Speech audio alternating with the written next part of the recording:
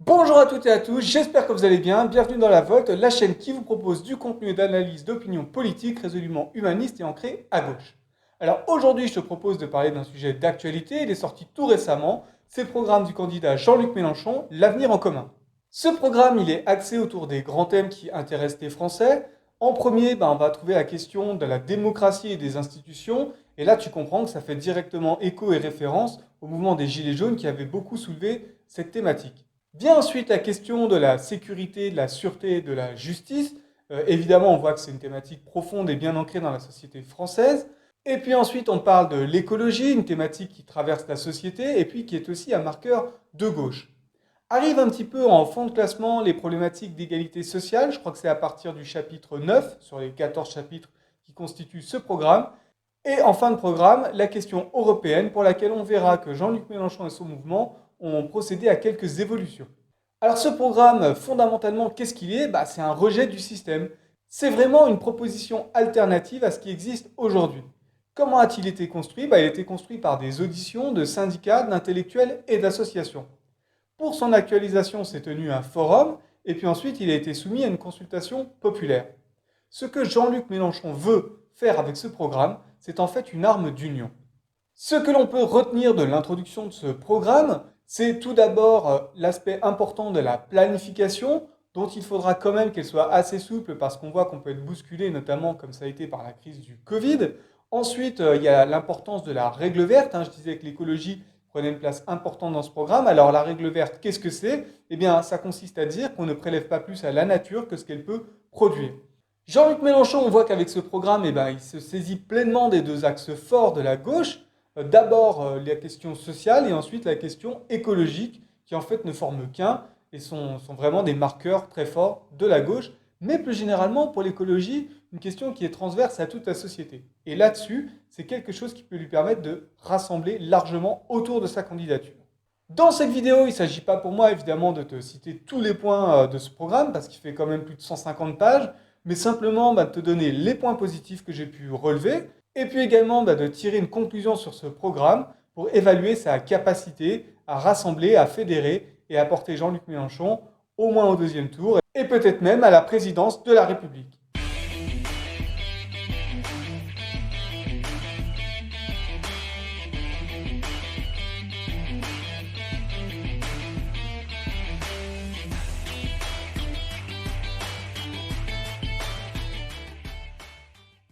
Alors je prends juste 10 secondes pour faire ma publicité et t'inviter à liker, à t'abonner si tu aimes ce contenu, c'est la récompense pour le travail effectué.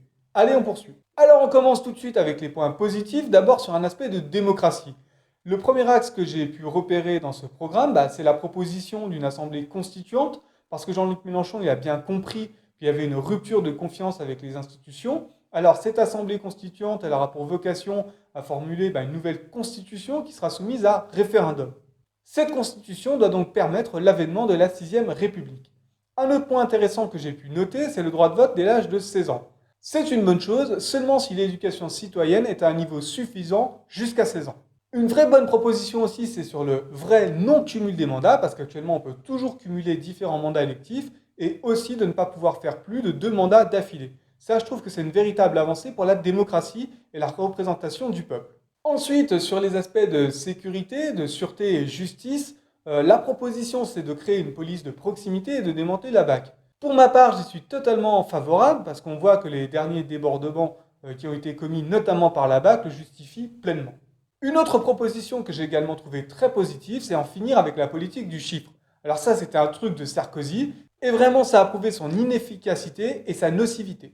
Un point positif sur la question de la sécurité, c'est la suppression de l'IGPN et de l'IGGN. Alors qu'est-ce que c'est C'est la police des polices et la police de la gendarmerie. Ce serait remplacé par une institution indépendante qui serait rattachée aux défenseurs des droits et constituée entre autres de citoyens.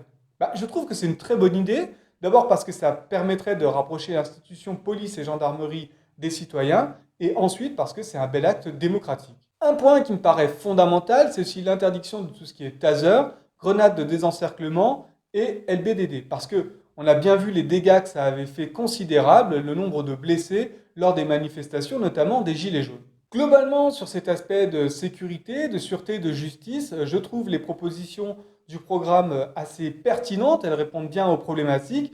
Je regrette néanmoins qu'il n'y ait peut-être pas un point spécifique dédié aux quartiers défavorisés avec la création d'antennes de proximité, avec police de proximité et médiateurs. Je trouve que c'est un sujet important qui aurait mérité d'être cité dans ce programme.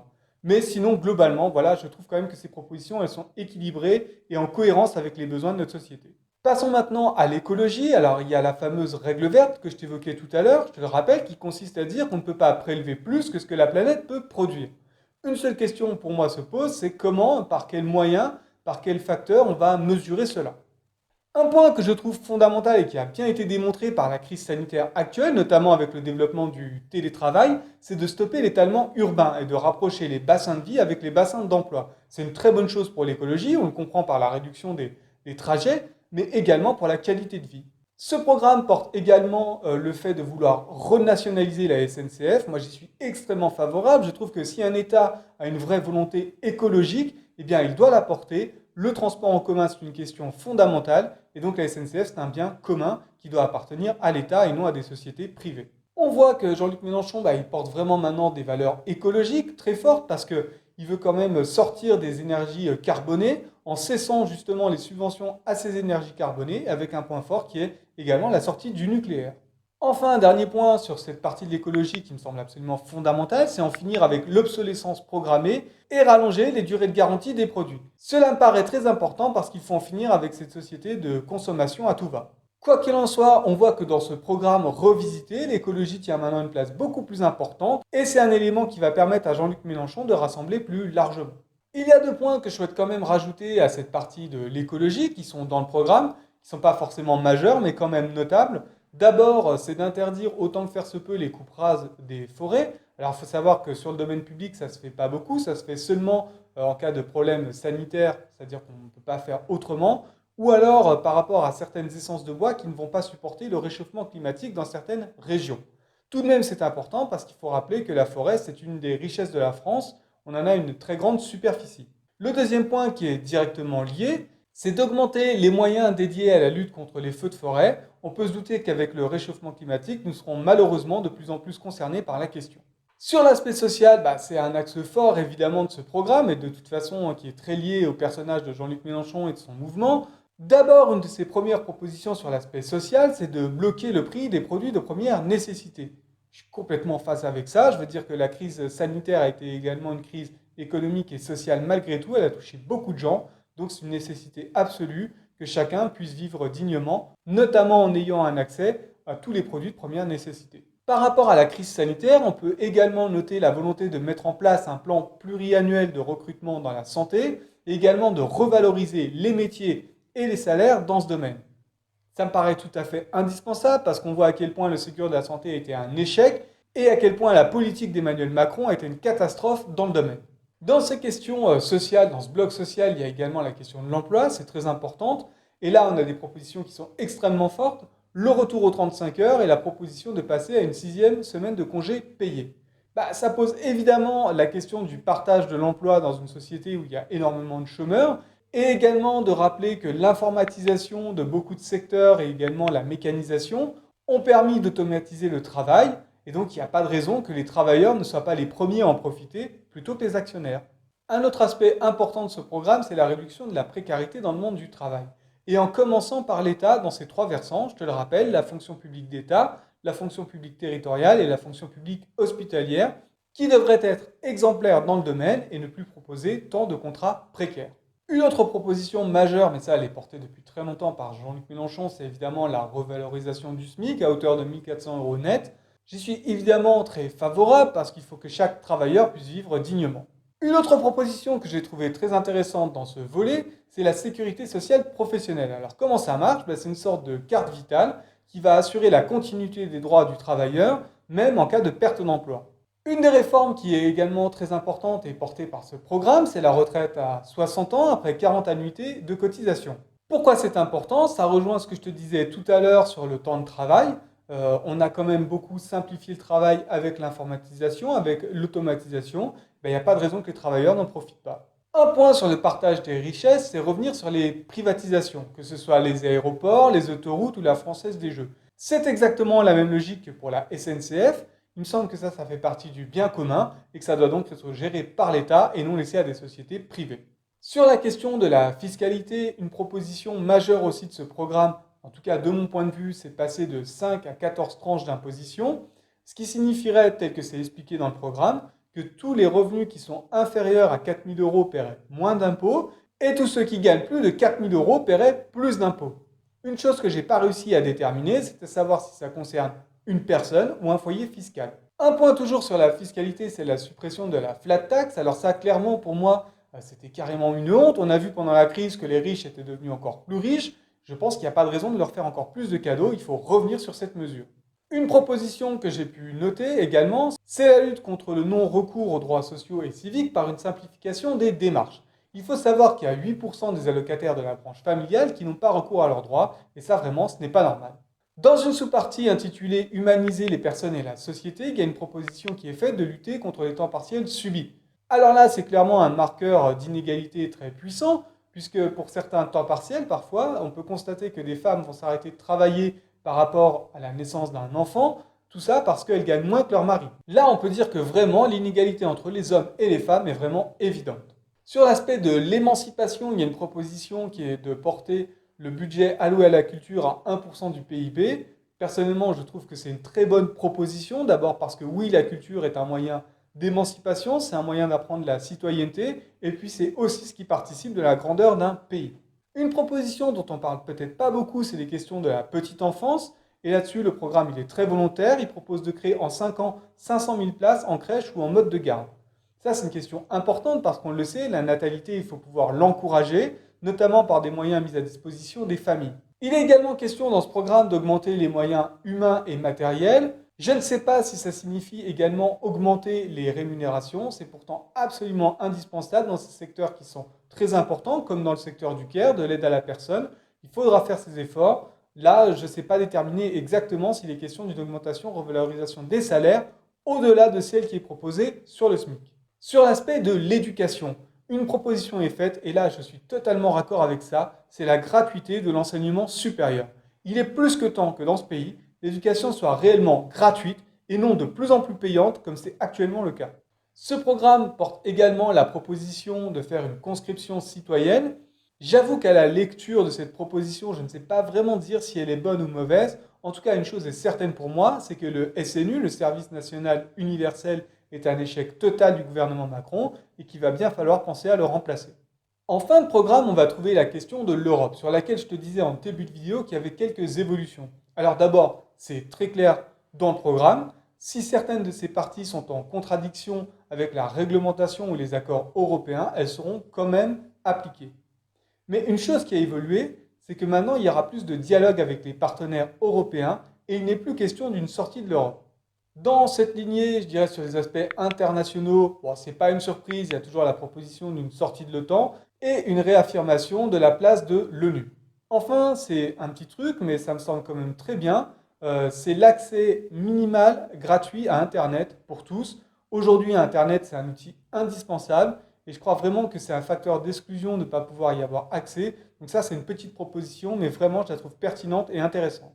Voilà pour les points positifs, en tout cas ceux qui me parlaient le plus et que j'ai trouvé pertinents. Et maintenant, je te propose de parler de points négatifs ou en tout cas de points sur lesquels j'ai quelques interrogations.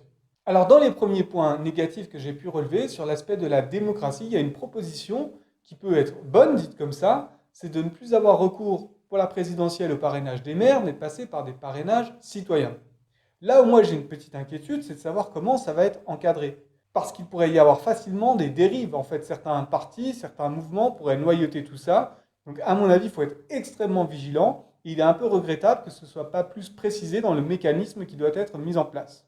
Ensuite, sur la question de la sécurité, et bien que c'était assez bien ficelé sur ces aspects, j'ai quand même noté une proposition d'en finir avec la surpopulation carcérale. Mais la vraie question derrière tout ça, parce que ce constat il est partagé, je crois, par tout le monde, c'est quels sont les moyens qui vont permettre d'arriver à cet objectif. Ça, c'est pas défini. Pour moi, ça reste un petit peu flou et j'ai l'impression qu'on est plus dans la déclaration d'intention. Sur l'aspect de l'écologie, alors c'est un point fondamental de ce programme et il est proposé de travailler en fait au partage dans les déplacements individuels entre la voiture et les mobilités douces. Aux mobilités douces, moi je préférerais qu'on parle de mobilité active Et ensuite, par rapport à cette question du partage, c'est quand même une question qui relève essentiellement des maires, du département et de la région. La question qui vient tout de suite avec ça, c'est la question des moyens qui seront donnés aux collectivités. Sans quoi, ce type de proposition sera tout à fait inapplicable. Sur l'écologie, on a également la proposition de refaire l'isolation de 700 000 logements par an. Moi, je trouve qu'annoncer ce genre de chiffres, c'est le genre de proposition un peu casse-gueule dont généralement on constate qu'elles ne sont jamais tenues. Une autre question qui se pose, c'est sur les normes dans le neuf. Alors, on sait qu'elles ont beaucoup progressé, mais par exemple, on sait très bien que l'usage du béton, c'est quelque chose de très polluant. Donc là aussi, il aurait peut-être été nécessaire d'apporter des précisions ou d'avoir une volonté plus grande sur les aspects de la construction dans le neuf. Sur la question sociale et plus particulièrement donc la santé, il y a la proposition de créer des réseaux de centres de santé pluridisciplinaires publics qui soient en lien avec les hôpitaux. Là-dessus, j'ai quand même un petit doute parce qu'on voit actuellement qu'il y avait le réseau aussi des maisons de santé qui a très mal fonctionné. C'est-à-dire que parfois on a bâti le bâtiment lui-même en fait et qu'on n'a pas su le remplir avec des professionnels.